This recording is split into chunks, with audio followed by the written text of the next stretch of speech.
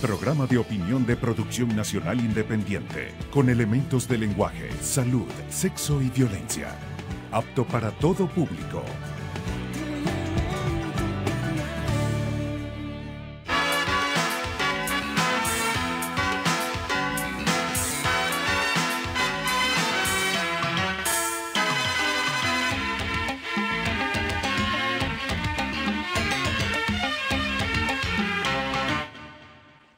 Amigas y amigos, ¿qué puede pasar en Venezuela en las próximas semanas?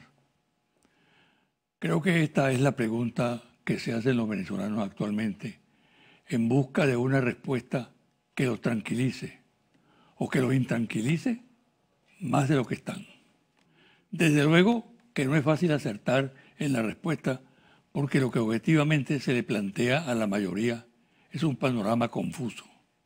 Por una parte, la probabilidad de que no ocurra algo excepcional, como lo fue, por ejemplo, el magnicidio frustrado del 4 de agosto en la Avenida Bolívar de Caracas, y que, como ha sucedido en otras oportunidades durante el proceso político que se inició con el ascenso al poder del comandante Hugo Chávez, el país aparentemente se hallaba al borde del abismo y finalmente nada pasó.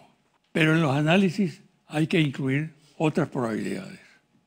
Nuevos atentados contra personalidades de relieve, tanto del sector oficial como de la oposición, con la finalidad de caotizar la situación. Intentos de golpes militares, dado el trabajo que dirigentes opositores realizan en los cuarteles. De nuevo las guarimbas, aprovechando el malestar popular por la situación económicamente, particularmente hiperinflación y desabastecimiento. Todas estas opciones se darían al interior del país, manipuladas desde el exterior por la conjura liderizada por el gobierno norteamericano, que no obstante no tendrían éxito debido al poder que evidentemente posee el gobierno con base en la alianza Pueblo-Fuerza Armada Nacional Bolivariana, como ha quedado demostrado en diversas oportunidades. Pero ¿qué alternativa le queda a la ultraderecha nacional e internacional para salir de Nicolás Maduro, del chavismo, de todos los factores que han movilizado el proceso bolivariano y que hoy representa un sólido poder? No hay duda que la intervención disfrazada de ayuda humanitaria, que algunos ven como la única posibilidad que les queda a esos factores de la antipatria. Las declaraciones de altas autoridades y mandos militares de los Estados Unidos lo confirman, lo mismo que la Unión Europea y el llamado Cartel de Lima, comandado por Perú, Colombia, Ecuador, Chile, al cual se suma Argentina de Macri y el Brasil de Temer. Las probabilidades de que la intervención de carácter militar en preparación desde hace tiempo, que ahora cobra fuerza ante la debilidad o inexistencia prácticamente de una oposición interna en Venezuela con poder real, es lo que está en un primer plano, lo que luce como más obvio. Sin embargo, hay motivos para pensar que el cuadro de la actual situación mundial y la capacidad de Maduro para nuclear un vasto movimiento nacional y patriótico que opere como disuasiva, hay que valorarlo, pero la fluidez de la situación política recomienda prudencia en el diagnóstico. Por eso considero que este análisis lo debo continuar en próximo programa. Pausa y al regreso converso con el almirante en jefe Remigio Ceballos Ichazo, comandante estratégico operacional de la Fuerza Armada Nacional Bolivariana, el CO.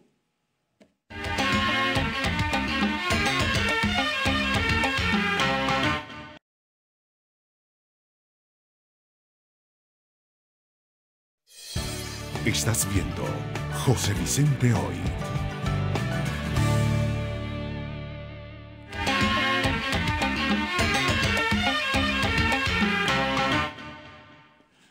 Mi invitado hoy, el almirante en jefe Remigio Ceballos Ichazo. Él es el comandante estratégico operacional de la Fuerza Armada Nacional Bolivariana. Bienvenido, almirante. Muchas gracias, doctor José Vicente. Bueno, este es un programa de referencia nacional y mundial, de alto contenido en lo político, en lo social, en lo económico, y verdaderamente es un gran honor estar aquí.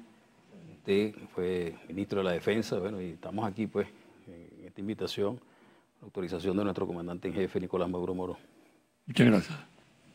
Mire, usted recuerda que el año pasado, en el mes de octubre, hicimos una entrevista, que fue muy impactante, por cierto, tuvo mucha repercusión. En ese programa tratamos temas trascendentes. La Fuerza Armada Nacional Bolivariana,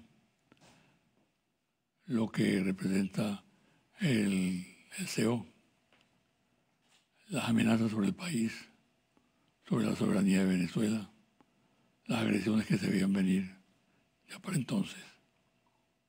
A casi 9 meses de esa entrevista, yo quisiera saber en qué ha variado la situación del país. ¿Qué cambios observó usted en ese lapso? Sí, bueno, en ese lapso lo que se ha ratificado es el profundo apoyo popular que tiene la Revolución Bolivariana, el profundo apoyo popular a la idea planteada por nuestro presidente Nicolás Maduro Moro, sobre todo desde el nacimiento de la Asamblea Nacional Constituyente como fórmula para salir adelante ante todos los problemas. Un profundo apoyo popular ante una situación delicada de varias décadas, pero que reció en los últimos años de ataques directos a nuestra economía, ¿verdad? Entonces, lógicamente que nosotros ya hemos venido siempre monitoreando la situación y hemos venido haciendo prospectiva. Nosotros sabíamos muy claramente de las intenciones que desde el gobierno de los Estados Unidos, que es algo público y notorio, que lo han visto todos los ciudadanos venezolanos, cómo se ha dirigido una política de acoso, de presión diplomática, de asedio, a la par de distintos gobiernos de extrema derecha que se encuentran en nuestra periferia. Entonces, bueno, nosotros siempre hemos venido haciendo una prospectiva, un monitoreo constante de la situación y sobre todo para poder tomar las decisiones de carácter estratégico que pudiesen salvaguardar la soberanía, la integridad de Venezuela, ¿no? La seguridad de la nación venezolana. Entonces, se ha relanzado un proceso de recuperación, de crecimiento, de prosperidad dirigido por el gobierno nacional y basado fundamentalmente en esa primera línea estratégica que es el diálogo, la paz, la reconciliación nacional. Y esto, por supuesto, no va a solucionar el problema inmediatamente, pero nosotros desde la Fuerza Armada hemos contribuido desde ese momento, primero en los distintos niveles estratégico, haciendo los análisis correspondientes para hacer las recomendaciones necesarias, pero también desde los otros niveles operacional y táctico en el territorio, en los distintos territorios, apoyando a la garantía del bienestar del pueblo. ¿Cómo? Bueno, ayudando en todos los mecanismos que se implementan desde el Ejecutivo Nacional, bueno, para hacer un acompañamiento, por ejemplo, a través de la gran misión de abastecimiento soberano dirigida por nuestro general en jefe Vladimir Padrino López, ministro del Poder Popular para la Defensa y vicepresidente sectorial de Soberanía Política, Seguridad y Paz. Y me toca desde el Comando Estratégico llevar el vértice 6 de Seguridad y Defensa Integral de la Nación, enmarcado en los temas productivos nacionales, donde la Fuerza Armada está empeñada allí constantemente, bueno, para hacer un seguimiento profundo de los precios, un acompañamiento en los mercados públicos nacionales. Tengo entendido que hace pocos días en la Escuela de Infantería General Rafael Urdaneta se reunió usted y su equipo con una representación de la Asamblea Nacional Constituyente en vista de la reforma constitucional que está en marcha. Sí, ¿Qué aportes piensan ustedes hacer? Sí, bueno, los principales aportes, nosotros hemos venido trabajando, ¿no?, desde hace ya todo este año con la Comisión de Defensa, de Seguridad y Defensa de la Asamblea Nacional Constituyente, porque es necesario reafirmar algunos conceptos importantes en materia de seguridad de la nación. Por ejemplo, el tema de la corresponsabilidad. El tema de la corresponsabilidad en materia de seguridad de la nación. Por supuesto que siempre al Estado le corresponde la defensa de la nación, la seguridad, pero también es responsabilidad de todos los venezolanos. Ahora, el concepto de defensa integral de la nación, que son todos los mecanismos que ejerce el Estado, las organizaciones públicas, privadas, para garantizar la soberanía, la independencia, la integración, todos esos mecanismos, métodos, acciones, ese concepto como tal, es necesario que en líneas gruesas esté contenido en la Constitución, porque eso va a permitir la fusión entre la gestión pública de gobierno y también todos los temas inherentes a la defensa integral de la nación, que es nuestra doctrina militar bolivariana. Desde allí, la fusión de los elementos de gestión pública, desde las alcaldías, desde las gobernaciones, para resolver los problemas del día a día, inclusive problemas graves como inundaciones, problemas graves como atención a la salud ante epidemias que pudiesen ocurrir o desastres, calamidades públicas.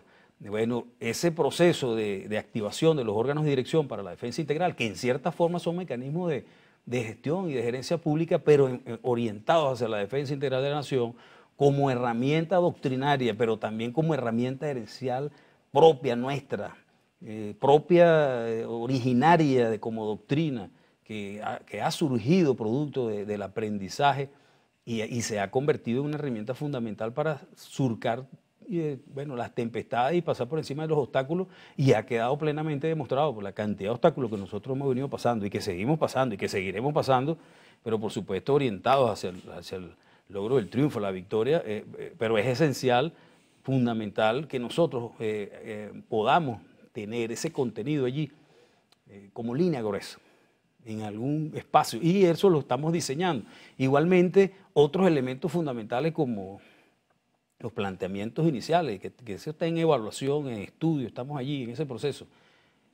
Darle un carácter a la milicia bolivariana constitucional, porque la milicia bolivariana no es solamente práctica en Venezuela, en varios países del mundo se utiliza este concepto, además que históricamente nosotros, nuestra herencia histórica marca pues, un acento profundo en la milicia del Libertador Simón Bolívar, en la milicia. Y sobre el tema de la seguridad del Estado, donde concurren factores internos y factores internacionales, en este momento muy agudizados. Sí, también el Estado venezolano necesita protección. Hay elementos importantes que deben ser incluidos en el texto constitucional, pero para proteger al mismo Estado, porque no es posible. Usted ve a veces algunos ciudadanos que se enfrentan a la autoridad, y le replican a un agente policial y no le hacen caso, pero ese mismo ciudadano se va, por ejemplo, a otro país, en Europa o en Norteamérica, y un policía lo detiene, y ese ciudadano cumple estrictamente todas las instrucciones porque las cumple pues, por los temas de ley y eso, pero acá no. Entonces, bueno, yo pienso que si hacemos un paralelismo con el tema de la seguridad de la nación, unos ciudadanos que salgan del país a buscar y a tratar de alcanzar estrategias que destruyan el propio Estado y que ataquen al país y que destruyan y ayuden a destruir una economía, bueno, eso nosotros tenemos que tener la herramienta de cómo tomar acciones inmediatas pues, contra esos ciudadanos. Entonces, esos son elementos importantes también a considerar. Igualmente los temas. Ahora, ¿qué opina usted dentro de ese planteamiento acerca de la situación que se da en Venezuela, de que prácticamente la oposición legal, constitucional, ha desaparecido? Y entonces queda un factor de perturbación muy agudo, porque ese sector disminuido en sus actuaciones, en la participación de su gente, prácticamente se reduce a un trabajo en la conspiración, que es un elemento de debilitamiento del Estado. Bueno, porque es parte de la misma estrategia política, digamos, yo diría hasta delincuencial, o una estrategia política muy agresiva de abstraerse del escenario político nacional, retirarse de la palestra política nacional. Eso es una irresponsabilidad. Yo pienso que hay todavía personajes políticos que pueden hacer una oposición y que se mantienen allí. Hay una diversidad de partidos políticos. Quizá no esos partidos tradicionales que existieron, pero sí pienso que nosotros, poco a poco, paulatinamente, en la medida de que se vaya logrando la estabilidad y el equilibrio de los distintos sistemas social, económico, político, nacional, va a ir surgiendo una nueva oposición que quiera el desarrollo del país, que quiera dialogar para resolver los problemas, que no quiera ir al extranjero a tratar de derrocar al gobierno por la fuerza. Eso no es posible. Y aquí está comprobado plenamente que hemos ejercido el voto de manera soberana, como lo establece la Constitución, porque la soberanía se ejerce a través del sufragio por una parte y del texto constitucional por otra. Yo creo que con base a lo que usted dice, se explica la conducta del presidente Maduro, llamando una vez más al diálogo. Es decir, él es un rey incidente en ese aspecto. A pesar de que ese sector opositor desdeña ese planteamiento del presidente, sin embargo, él insiste en hacerlo sistemáticamente y acaba de hacer un nuevo llamado a la oposición para montar una mesa de diálogo. Creo que eso forma parte de la argumentación que usted ha. Sí, y también hay que entender esa clase política que ha atacado a nuestro presidente y comandante en jefe de una manera consuetudinaria y constante, vilipendiando el hecho de su profesión ejercida durante años con mucha honestidad y mucho trabajo, por ese clasismo también, ¿no?, que afecta al mismo desarrollo tranquilo de nuestra sociedad, cuando se critica de una manera tan directa, ¿no?, sin pensar en el gran esfuerzo, la gran preparación y profesionalismo que requiere cualquier tipo de profesión, el trabajo que hagan nuestros obreros, el trabajo que hagan nuestros carpinteros, nuestros médicos, los profesionales con los mayores niveles académicos, son exactamente iguales a cualquier persona que ejerza cualquier tipo de trabajo, porque eso precisamente es la herencia que nosotros tenemos de nuestro comandante supremo Hugo Chávez, que es precisamente la solidaridad, que es precisamente la igualdad, ¿no? La igualdad en términos de que todos tenemos los mismos derechos y tenemos las mismas posibilidades de salir adelante. Y eso en el frente interno, ¿no? Ahora en el frente exterior, la conjura que se ha conformado para agredir permanentemente a Venezuela. Sí. ¿Cuál es su análisis al respecto? Bueno, nosotros si vivimos en un mapa Venezuela en el centro, ubicamos geoestratégicamente a Venezuela en el centro. Entonces nos damos cuenta de la periferia venezolana, una serie de gobiernos de extrema derecha que intentan, pues, frenar el avance de Venezuela. Nosotros hemos recibido fuertes ataques durante mucho tiempo, especialmente desde el gobierno de los Estados Unidos, pero nosotros no tenemos ningún problema con el pueblo norteamericano ni con el pueblo colombiano. Son los gobiernos que dirigen las políticas de ataque directo contra Venezuela los que han mantenido esa injerencia, ¿no? Una actitud injerencista que se remonta a la época de nuestra historia, el Congreso Anfictiónico de Panamá, hasta cuando el libertador Simón Bolívar pronuncia esa frase que los Estados Unidos de Norteamérica parecen destinados por la providencia a plagar la América de miseria. Bueno, esa misma doctrina monroísta es la misma doctrina que se presenta en estos momentos. Nosotros tenemos muy fuertes aliados también. Es decir, porque en la periferia inmediata, bueno, tenemos algunos gobiernos que se alían a esa política por el trabajo que hicieron también muchos agentes internos de la política venezolana al salir y al pedir sanciones contra Venezuela y acusar a Venezuela y a nuestro gobierno de no actuar de acuerdo a lo que ellos planteaban, pero realmente tenemos aliados, tenemos una gran cantidad de aliados y bueno, queda demostrado con la reciente visita de nuestro comandante jefe a China, donde bueno, y se ve claramente pues los niveles de cooperación que existen. Recientes visitas a Turquía, a Rusia y a otros países que bueno, en estrategia directa, en estrategia de cooperación directa con Venezuela, nos está permitiendo salir adelante como complemento de esta gran política económica de relanzamiento para que bueno, se estabilice Venezuela en lo económico y por ende en lo social. Pero por supuesto nosotros, ante las amenazas de agresión de diversos países, tenemos que tomar las previsiones necesarias para poder garantizar la seguridad de Venezuela. En concreto, para usted, Venezuela no está aislada. No, Venezuela no está aislada en absoluto.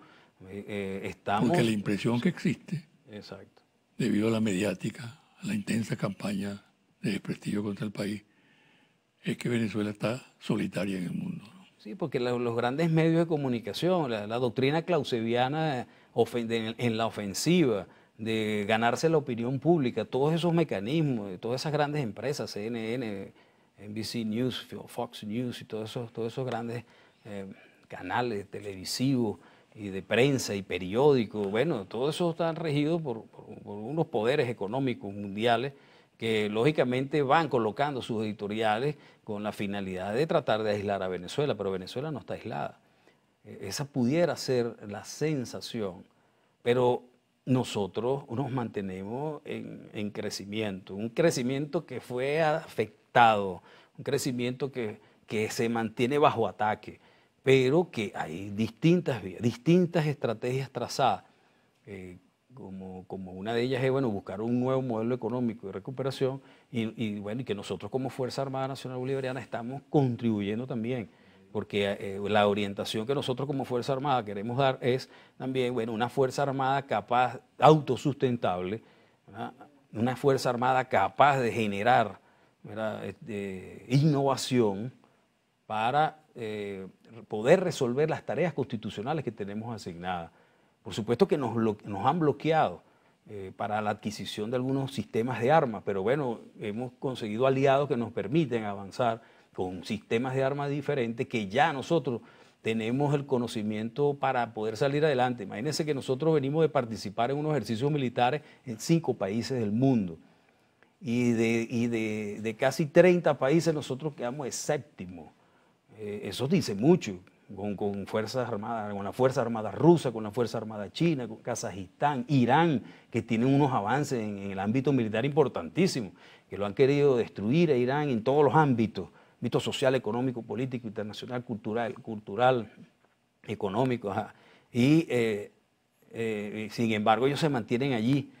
Bueno, nuestra gente ya hizo un papel excelente. Y en Bielorrusia que también estuvimos. Entonces, nosotros hemos cambiado los sistemas de armas para la defensa de la nación, pero y hemos adquirido nuevos conocimientos. Entonces, bueno, ahí está la Fuerza Armada, pues, trabajando sin detenerse. Vamos a hacer una pausa, almirante. Y al retornar, quiero plantearle el tema, el militar y la política. El militar, los medios de comunicación. El militar y la opinión pública. Al regresar abordaremos esos temas. Perfecto.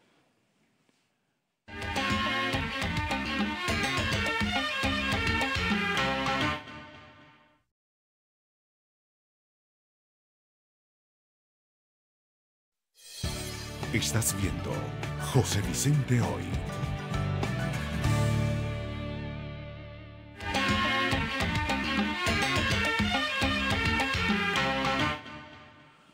Almirante, la política.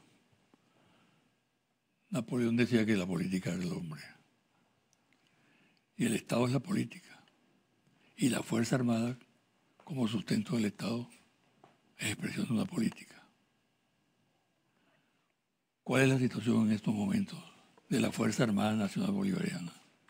Y un organismo clave de ella, como el que usted dirige, con respecto a la política que existe en Venezuela. Sí, bueno, en términos políticos nosotros tendremos que hablar de la filosofía política, la relación entre el Estado y los ciudadanos, ¿no? Entonces, entre un Estado orgánico, con organizaciones sociales, de esas organizaciones sociales propias de Gramsci, Gramsci quien habla de esos procesos de la organicidad, ¿no? de la sociedad civil que posteriormente fue transversado en el siglo XX, a mediados y finales del siglo XX, a través del desarrollo del neoliberalismo, y entonces se utiliza el término sociedad civil para atacar a la gestión del Estado, a la generación de cualquier movimiento progresista o cualquier elemento que signifique la solidaridad, la igualdad y todos los principios fundamentales que, por ejemplo, nosotros en el marco del socialismo bolivariano, bueno, se desarrollan actualmente. Somos seres políticos, somos seres políticos. Ahora, nosotros por Constitución tenemos prohibido el proselitismo político. Nosotros tenemos, bueno, está muy claramente definido que la Fuerza Armada, el artículo 328, nos basamos en la obediencia, la subordinación y la disciplina. Y nosotros, además de eso, tenemos 3 tareas constitucionales: la defensa militar, la cooperación en el mantenimiento del orden interno y la participación activa en el desarrollo nacional. Y tenemos derecho al voto. Ahora, no podemos hacer proselitismo político, pero sí podemos discutir, definir y participar en todos los temas de las relaciones del Estado y los ciudadanos, sin ningún tipo Sobre todo que de contradicción. la Fuerza Armada de hoy está formada por oficiales muy capacitados, con estudios profundos en una serie de disciplinas, que incluso el Estado, la nación, requiere los servicios de esa formación que le ha dado el Estado a esos oficiales, ¿no? Por consiguiente, se justifica plenamente esa participación, que no tiene ni mucho menos un signo sedicioso, subversivo, como algunos pretenden, ¿no? Es así, a nosotros se nos critica que participamos activamente en el desarrollo nacional, se nos critica como Fuerza Armada que en un momento determinado nos dirigimos a atender problemas, todos los temas de suministro de productos diversos y estamos en contacto con el pueblo directamente, pero es que precisamente era una visión política diferente la que existía anteriormente, que el pueblo lo tenía apartado, pero resulta que la clave para la defensa del país hoy, con el poderío militar que tienen y el poderío político que tienen en lo internacional, las distintas potencias del mundo que dirigen a países que actualmente tienen dificultades en los temas de recursos minerales, en los temas energéticos, y entonces se ven obligados a seguir una política obligada, esa política norteamericana de la zanahoria y el garrote que existía anteriormente y que sigue siendo una política de injerencia sobre otros países, como en el nuestro estamos pues recibiendo todos esos impactos continuos del ámbito diplomático. Lógicamente que, sin embargo, ellos propugnan también una idea política que va orientada hacia el individualismo, que va orientada hacia las relaciones netamente comerciales, pero nosotros... Eso que usted está diciendo es así. Fíjese usted que se busca la manera. Primero, hay un ataque feroz, público, mediático, contra los mandos de la Fuerza Armada Nacional Bolivariana, de descalificación total, ¿no? Y hay una política subrepticia de tratar de penetrar los cuarteles, la oficialidad, y se ha llegado al extremo de que el propio presidente Trump de los Estados Unidos públicamente ataca a la Fuerza Armada venezolana y va más allá cuando se reúnen delegados de él con oficiales o con miembros de la Fuerza Armada venezolana. Por cierto, ese acto es despreciable desde todo punto de vista, ¿no? Totalmente. Sí. Totalmente. Y yo creo que ha caído muy mal en el seno de la Fuerza Armada, ¿no? Sí, nosotros tenemos una gran ventaja actualmente, una gran fortaleza como Fuerza Armada. Esta es una Fuerza Armada Nacional Bolivariana patriótica. Es una Fuerza Armada que en la oficialidad, sin importar, bueno, los avatares del día a día, bueno, las inclemencias de la guerra económica que nos han impuesto, sobre todas esas dificultades, nuestros sargentos, nuestros soldados, nuestras soldadas, nuestros oficiales subalternos, oficiales superiores, oficiales generales, todos están avanzando siempre para nosotros mantener la cohesión, la seguridad, la fortaleza y apoyar a nuestro comandante en jefe, Nicolás Maduro Moro, presidente de la República Bolivariana de Venezuela, electo por el pueblo. esos oficiales retirados que se reúnen afuera, esos están desubicados porque todos esos oficiales ya, bueno, están fuera de la Fuerza Armada. No tienen ningún tipo de mando sobre una Fuerza Armada altamente profesional. Hoy en la mañana no son un peligro para la estabilidad democrática. Sí, no son un peligro para la estabilidad democrática. Sin embargo, bueno, el peligro son como terroristas, porque son terroristas, porque están atentando contra el Estado venezolano. Están intentando, no intentaron, tiene un manicidio frustrado contra nuestro comandante en jefe recientemente. Y hay claras imágenes allí cuando se tienen esos dispositivos de vehículos remotamente pilotados que están desplazándose en territorio colombiano y hay imágenes de eso, eso es público y notorio. Entonces, ¿cómo es posible que un gobierno nacional se preste para que esas actividades se realicen y atentar contra el Estado venezolano? Eso es inaudito, eso es inaceptable. Y nosotros como Fuerza Armada estamos bien plantados, bien claros, cumpliendo con nuestras tareas constitucionales y bien leales a los preceptos y los principios que nosotros como Fuerza Armada Nacional Bolivariana tenemos de garantizar la soberanía y la independencia de la nación ante todos estos enemigos de la patria, internos o externos. Almirante, háblenos un poco del CEFAN. Sí, el Comando Estratégico Operacional... Que está cumpliendo 13 años. Estamos ahorita el 26 y vamos a cumplir 13 años, ¿no? Nuestro comandante jefe, bueno... Nos autorizó y nos ordenó también ejecutar operaciones, continuar ejecutando operaciones a nivel nacional. Y nosotros, en el marco de estos 13 años, ¿qué mejor manera de celebrar el aniversario del Comando Estratégico Operacional, que es el máximo órgano de diseño, planificación, control, ejecución, supervisión, pero sobre todo conducción de las operaciones de carácter militar, específicas, combinadas, conjuntas, integrales de la Fuerza Armada y de la integración sobre todo de lo que tiene que ver con la gestión de gobierno regional, local, con también las zonas operativas de defensa integral, las regiones estratégicas de defensa integral que conforman el sistema de defensa territorial. ¿Qué mejor manera que hacer una operación estratégica combinada, integral, donde con participación de China, de Rusia y de la República de Cuba, también con nosotros, esto es interesante, ¿no? Por supuesto, haciendo énfasis nosotros en los temas de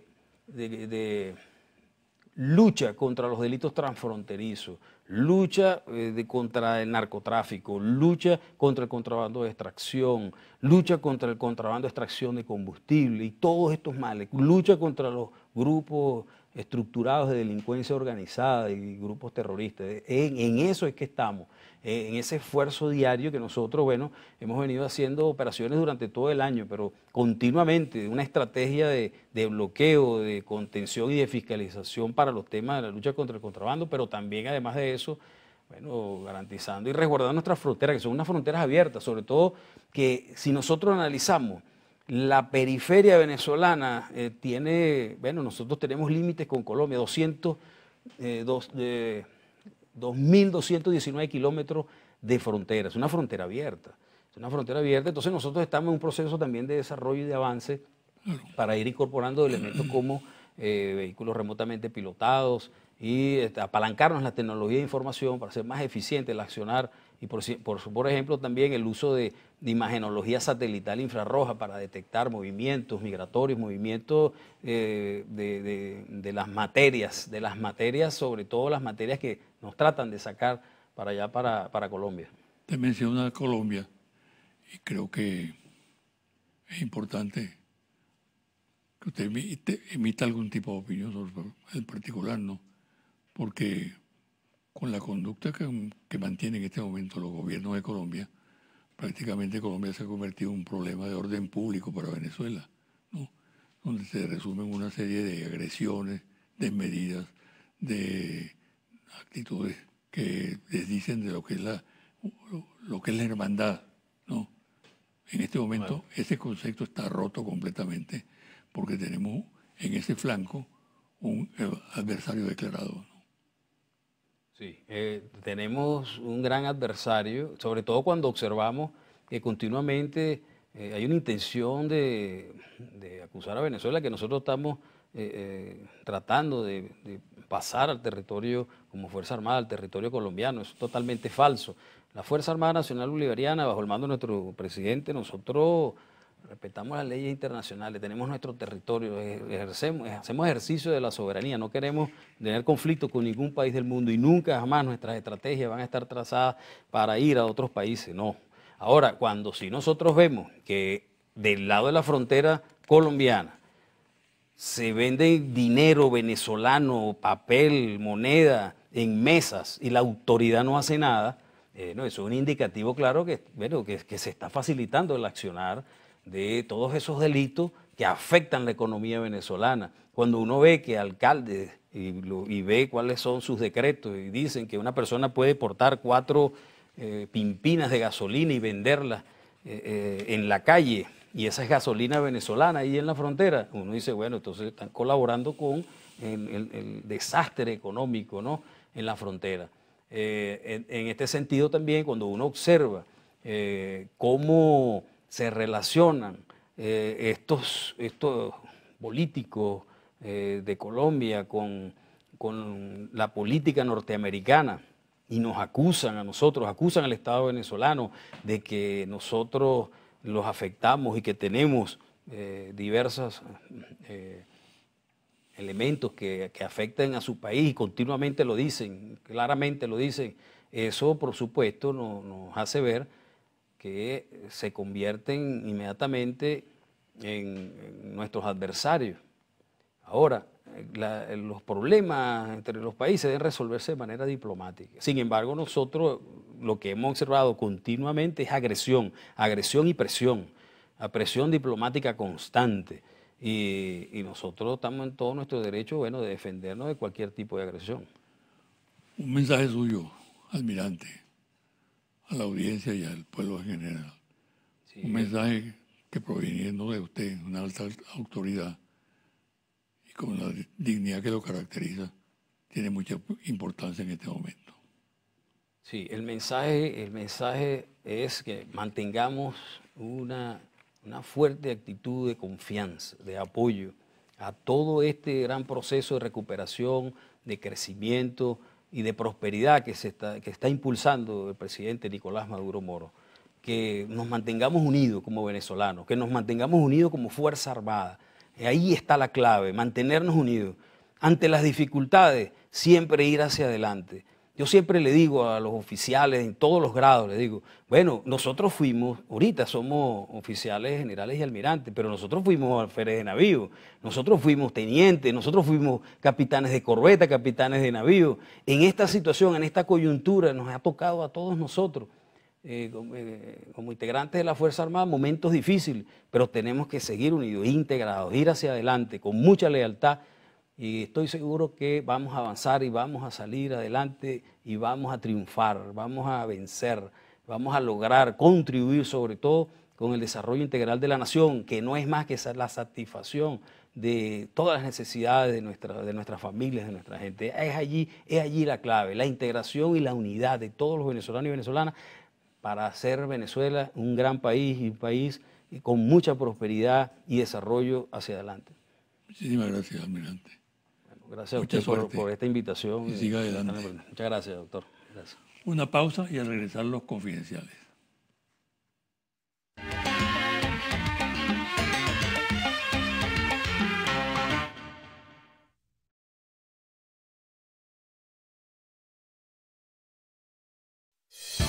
Estás viendo José Vicente Hoy.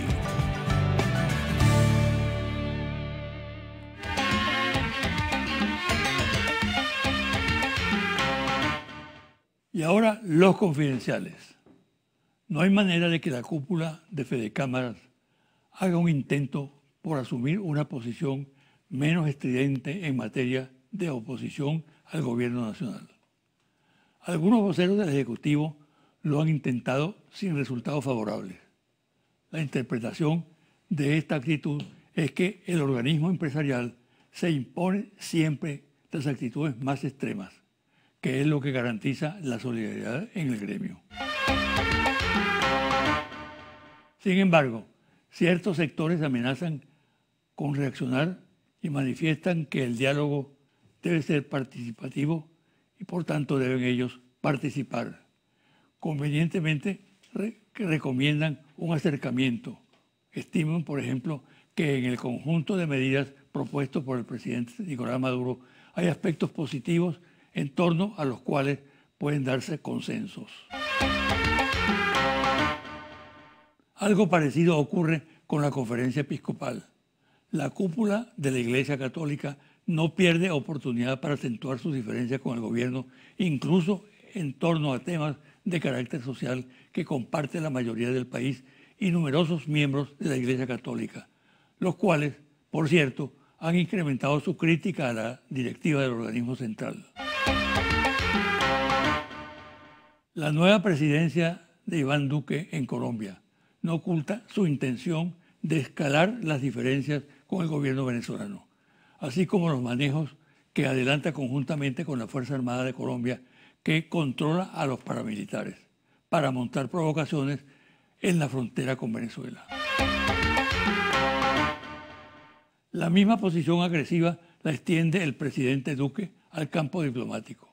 Ejemplo, acaba de designar embajador permanente de Colombia ante la Organización de Estados Americanos, OEA, al dirigente político ultraderechista y excontralor muy cuestionado en Colombia, Alejandro Ordóñez, quien seguramente desde el organismo regional extremará el discurso antivenezolano. En los mandos de la Fuerza Armada Nacional Venezolana se analiza la situación que se plantea al país desde el punto de vista de la geopolítica militar, con la radicalización del gobierno brasileño del presidente Temer en las últimas semanas, quien ha venido manipulando mediáticamente el tema de los venezolanos que migran a través de la frontera Brasil-Venezuela. Temer ordenó el traslado de 3.000 efectivos de la Fuerza Armada brasileña a la frontera, decisión esta que tiene una extraña e inquietante connotación.